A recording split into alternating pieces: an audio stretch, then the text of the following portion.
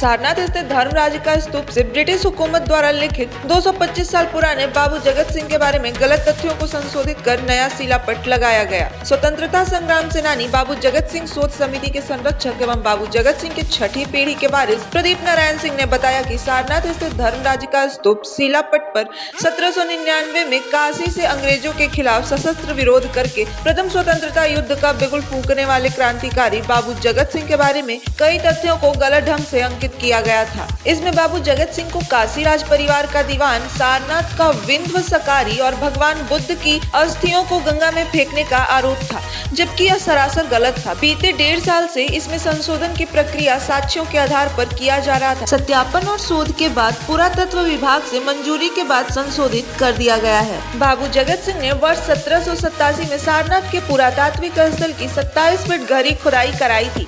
यहाँ मजदूरों को बक्से में हरे रंग के पत्थर के अवशेष मिले। धातु मंजूषा के अंदर के अवशेषों को यानी भगवान बुद्ध की अस्थियों को गंगा में विसर्जित कराकर पत्थर के बक्से को कोलकाता स्थित भारतीय संग्रहालय में रखा। प्रदीप नारायण सिंह ने बताया कि बाबू जगत सिंह जमींदार थे। 18 मार्च 1799 में ब्रिटिश हुकूमत के खिलाफ विद्रोह के आरोप में गिरफ्तार कर मृत्यु दंड की सजा सुनाई गई थी। बाद में इस सजा को आजीवन कारावास में बदल दिया गया। वाराणसी से समीर की खास रिपोर्ट। आए हैं, लेकिन हम विश्वास रखते हैं ऐसे न जाने कितने माँ भारती के सपूत होंगे जिन्होंने अपने सर तो अर्पित कर दिए माँ भारती के लिए, लेकिन जिनका नाम किसी की जबान पे नहीं है और जिनकी कहानियां किसी के दिलों में नहीं है। ये तो एक नमूना है। और ये शिलापट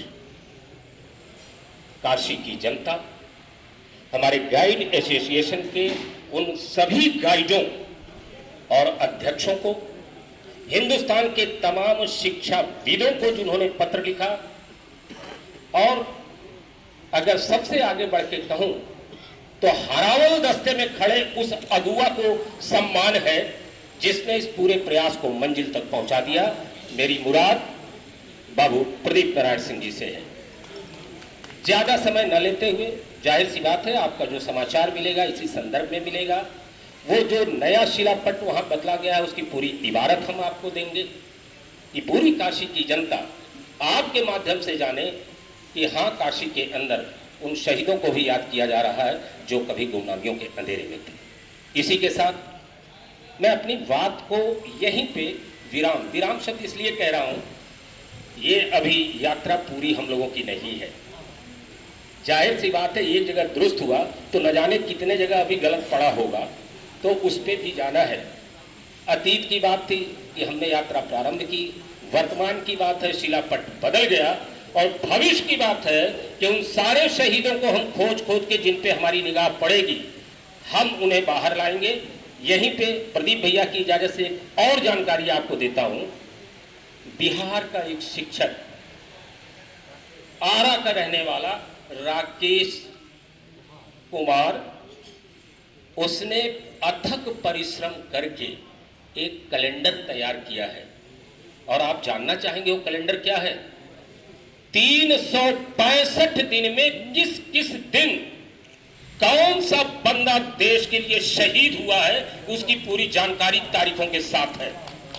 वो कैलेंडर हम लोगों तक उपलब्ध हुआ है।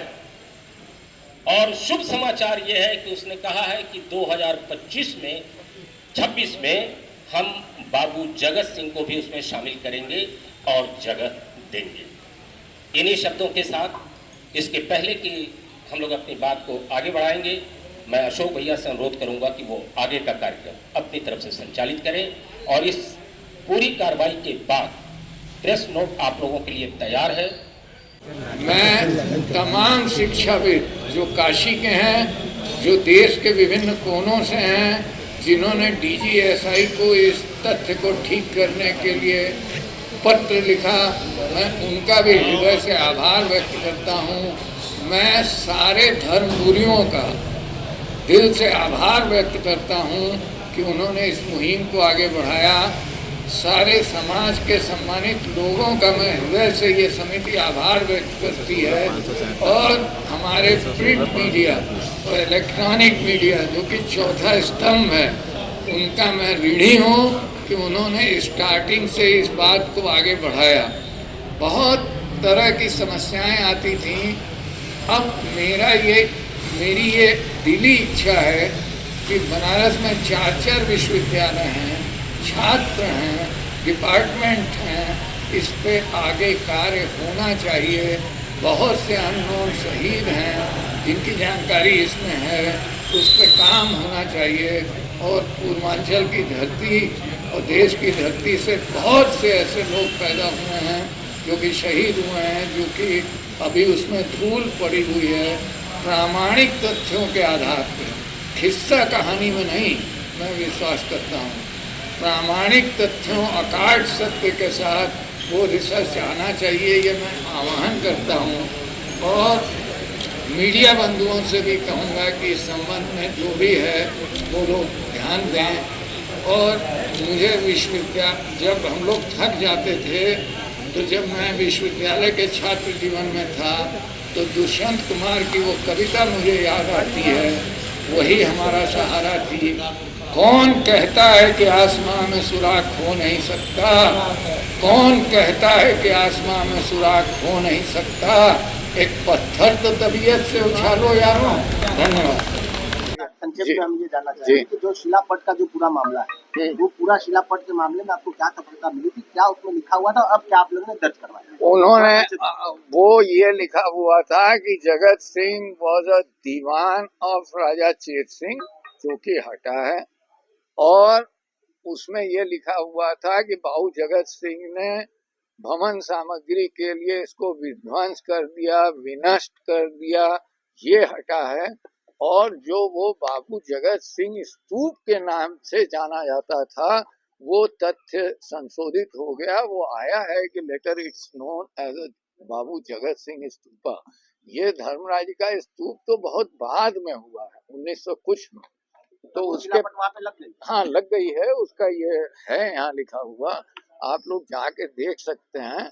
और जहाँ तक मेरी जानकारी है, रीराइट तो एएसआई ने शायद ही कहीं किया हो, ये रिवाइज किया है इसको। रीराइट में अब क्या लिखा गया है? अब आपके सामने है, आप पढ़ने।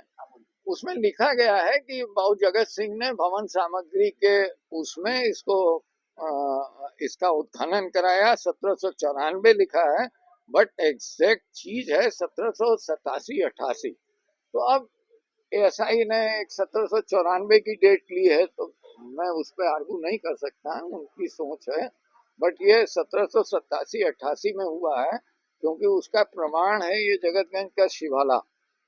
ये उसमें जो पत्थर लगा है उसमें लिखा हुआ है कि 1792 में ये बन के तैयार हो गया। तो 1794 की तो कोई बात ही नहीं है। और उसमें ये लिखा गया कि जो भी चीज निकली इन्होंने एशियाटिक सोसाइटी को दे दी। अब सवाल इस बात का है कि सोना, चांदी, हीरा, मोती, कास्केट सब दे दिया गया, तो वो इंसान विध्वंस करेगा ईंटे के लिए? मतलब वो चाहते तो दबा के रख भी सकते थे। किए तो ये लोग हैं। अभी भी बहुत से संशोधन की जरूरत। लोगों ने काफी प्रयास किया और वो पहला प्रयास आप लोगों का सफल हुआ। क्या वो पूरा घटनाक्रम है और क्या उसमें सफलता आपको मिली है, कितना वो बताने का? देखें, ये 1819 में हम लोगों ने एक शोध समिति का गठन किया, जिसमें कि 2019 में, करेक्ट कर लीजिएगा, क्षमा कीजिएगा, 2019 में एक शोध समिति का गठन हुआ, जिसमें तमाम विद्वान लोग थे। उस समिति ने कार्य स्टार्ट किया, उसमें लोग जुड़ते गए और सबसे बड़ा इसको कंपाइल करने का काम, देखिए इतिहास कोई भी है ना, वो बड़ा साइंटिफिक तरीके से लिखा जाता है तो उसकी महत्व होता है। कोई खिस्सा कहानी या आप लिखते हैं प्रामाणिक रूप से, तो उसका कोई महत्व नहीं होता है। तो मैं बहुत शुक्रगुजार हूँ, आज वो बीमार हैं, नहीं आ पाए हैं लखनऊ से, ऐसे हाफिज अशफाक कुरैशी साहब, वो 80 प्लस के हैं, बहुत बड़े विद्वान हैं, अवध पे कार्य है।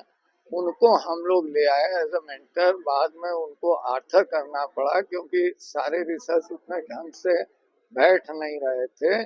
तो ये सब करने के बाद सबसे पहले तो देखिए उत्तर प्रदेश सरकार ने अक्टूबर में 27 अक्टूबर को शहीद बाबू जगत सिंह द्वार का निर्माण किया, एक श्रद्धांजलि दी एक शहीद को।